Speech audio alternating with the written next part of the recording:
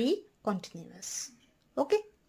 And this will enable us to integrate the wave equation to obtain the wave function at any point provided P of r is finite. And that's why we never to be integrate the wave function alone with respect to V of r.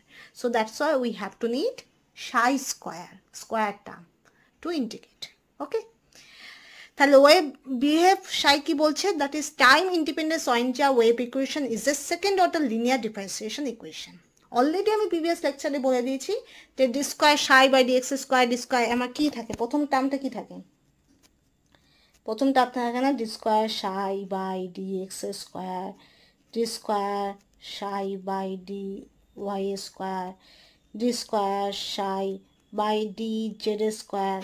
তার মানে কি, this is a second order derivative, right? And that's why যেহেতু এখানে second order differential equation